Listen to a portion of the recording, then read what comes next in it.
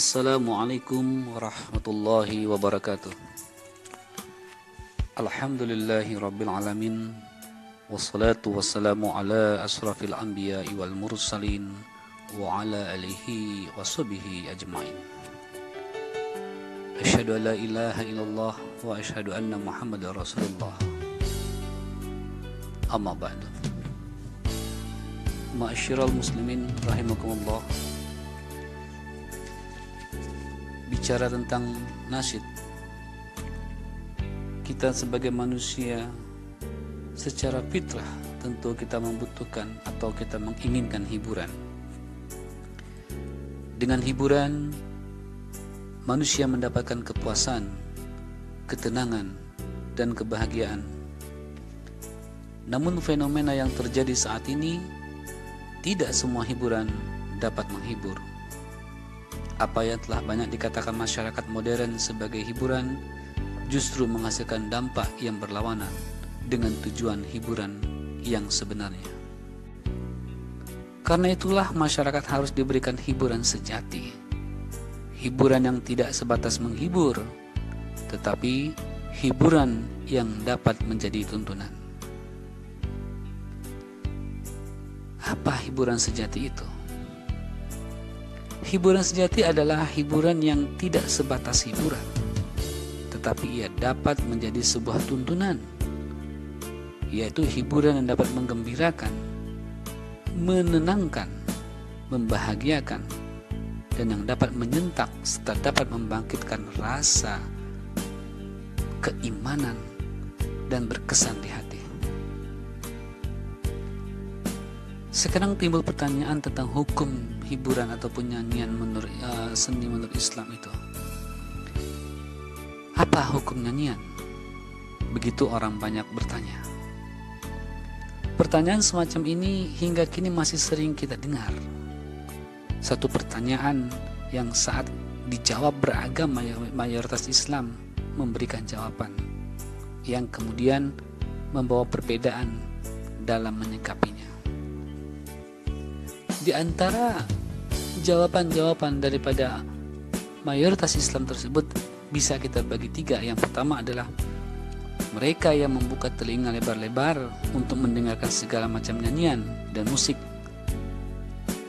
dan dengannya mereka menganggap bahwasannya musik adalah boleh. Sedangkan yang kedua adalah kelompok Islam yang mematikan tip, tidak mendengar radio, dan menutup rapat-rapat telinga mereka sembari mengatakan suara nyanyian itu adalah perkataan syaitan, tidak ada gunanya, dan dapat menghalangi dari mengenal Allah Subhanahu wa Ta'ala. Yang ketiga adalah golongan yang bersikap ragu-ragu. Kadang ia condong kepada pendapat satu, kadang pula ia condong kepada pendapat yang lainnya.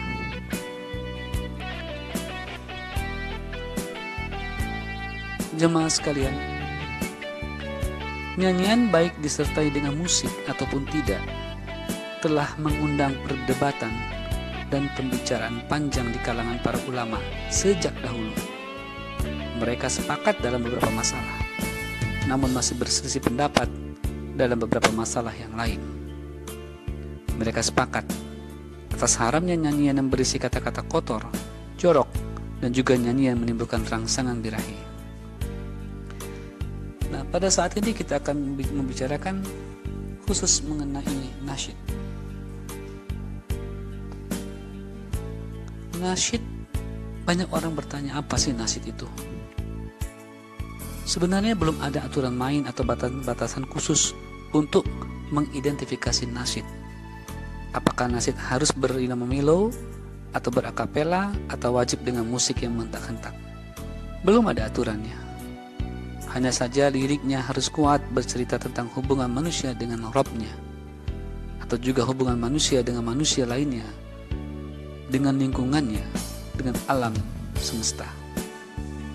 Tentu dengan segala batasan-batasan yang tidak menimbulkan hawa nafsu, gairah seks, dan tidak menimbulkan huru-hara yang tidak baik di tengah masyarakat. Nasyid diambil dari bahasa Arab yang artinya lantunan, yang berasal dari kata ansyadu asyi'rah, lantunan. Sedangkan orang yang melantunkannya disebut dengan munsid. Kata ini berasal dari para pembaca syair yang disebut dengan munsid. Nah, perlu kita ingat bahwa syair sendiri sudah muncul jauh sebelum kedatangan Rasulullah SAW. Syair merupakan sebuah kebudayaan bangsa Arab sebelum munculnya Islam.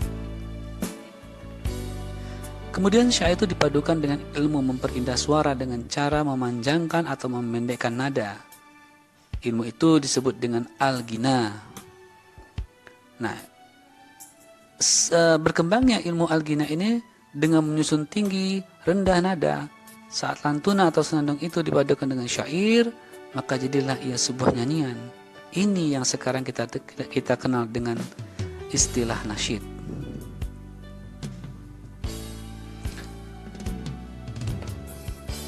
Nasyid bukan sebuah hal baru. Dia ibarat barang lama kemasan baru.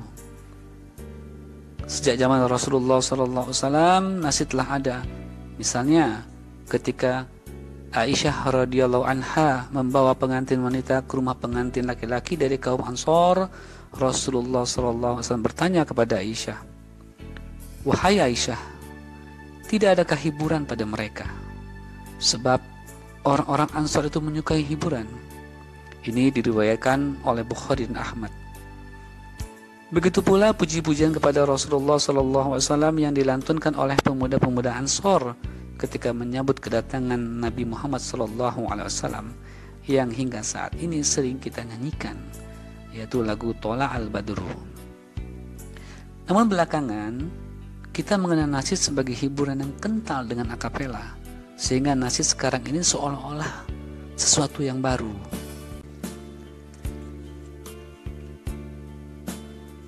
Di Lampung, anak-anak muda Lampung pun tidak ketinggalan dalam urusan nasyid tersebut, termasuk di dalam para aktivis pengajian kampus di Unila, mahasiswa-mahasiswa Unila yang membentuk beberapa grup nasyid, dan satu yang muncul adalah kelompok nasyid Elki Voice. Mengapa dikatakan kelompok nasyid Elki Voice? Menurut sejarahnya, karena mereka anak-anak mahasiswa Unila tadi sering kumpul di Masjid Lailatul Qadar di daerah Kedaton, sehingga mereka menamakan grup nasyidnya adalah grup nasyid masjid tempat mereka sering kumpul. Nah, potensi nasyid Lampung sangat diunggulkan.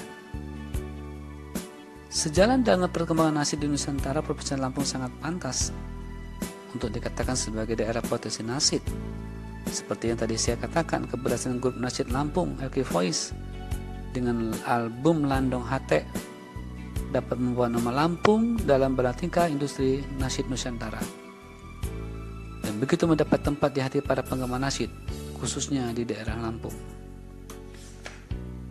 Grup nasyid yang berakapela ini mempunyai nilai tersendiri di hati pecinta nasyid Lampung, dan Elki Voice ini pula yang menjadi motivator kemunculan nasyid di bumi Ruajura ini. Tidak berapa lama, muncul pula grup nasyid yang dikenal dengan nama Melodi Islam atau disingkat dengan grup nasyid MI, juga dari anak-anak pengajian ataupun anak-anak kampus Unila, Universitas Lampung. Selanjutnya, di ajang Festival Nasyid Nasional, Lampung menunjukkan kelasnya tersendiri. Dari beberapa kali penyelenggaraan Festival Nasyid Nusantara, dua grup asal Lampung yakni Drozen dan Galaxy sama-sama pernah menduduki posisi sebagai puncak sebagai juara di tahun yang berbeda. Bahkan ketika digelar Festival Nasyid untuk pertama kalinya yang ditayangkan langsung oleh stasiun televisi swasta di Indonesia, yaitu Festival Nasyid Indonesia FNI 1 Indosiar, kita ketahui juara audisi untuk wilayah Lampung yaitu Al-Kahfi dan Galaxy dipertemukan dengan juara audisi Banten yang berasal juga dari Lampung yaitu Drozen dan Mixa, sehingga 4 tim nasional ini diadu ulang atau tanding ulang untuk memperebutkan posisi 1 sebagai wakil Banten dalam Grand Final Festival Nasi Indonesia Indosiar tahun 2004. Hasil audisi Banten yang mewakili Banten adalah juara satunya Miksa, diikuti juara 2 adalah Al-Kahfi, selanjutnya Galaxy dan Drozen tadi. Festival Nasi Tausiah dan Qiraah FNTQ TV7 pun demikian. 2 grup nasihat Lampung berhasil dari 70 peserta masuk ke 20 besar. Kemudian dari 20 besar tersebut disaring kembali menjadi 7 besar dan salah satu dan satu-satunya wakil Lampung adalah Al-Kahfi masuk ke bahkan sampai ke babak grand final. Selanjutnya kita bisa katakan perkembangan nasi di Lampung ini luar biasa. Perjuangan anak-anak Lampung bahkan memberikan ciri tersendiri di mata para penggemar nasi di Nusantara ini. Salah satu karakter Lampung adalah dengan adanya gerakan-gerakan dalam bernasyid. Itu merupakan menjadi sebuah ciri tim nasihat Lampung waktu itu. Selanjutnya pada tahun 2008 bertepatan dengan 100 tahun kebangkitan nasional, Kementerian Negara Pemuda dan Olahraga bekerja sama dengan Asosiasi Nasid Nusantara menggelar Festival Nasid Pemuda Indonesia, dan untuk tingkat Sumbaksel terpilih tim Nasid For You asal Lampung untuk maju ke Grand Final di Jakarta, dan alhamdulillah For You atau FU menjadi juara 3 pada tingkat nasional tersebut. 2009 FNPI kembali digelar. Kali ini Nasid Lampung mengikuti tim Nasid Galaxy dan NSN atau Neo Sotonada. Namun sayang mereka belum berhasil sampai masuk ke grand final. Ada sebuah kesimpulan yang kita dapat ambil, yaitu Lampung merupakan sebuah daerah potensi, dan apabila ini dikelola dengan baik bahkan mendapat dukungan dari masyarakat termasuk juga dari Pemda setempat, bukan tidak mungkin Lampung menjadi lumbung nasid nasional. Dan mudah-mudahan menjadi sebuah keberkahan dari Allah Subhanahu wa Ta'ala dengan adanya hiburan-hiburan yang tidak hanya sebatas hiburan, tapi juga hiburan yang mendidik masyarakat menjadi lebih baik daripada sebelumnya. Wallahu a'lam bishawab. Wassalamualaikum warahmatullahi wabarakatuh.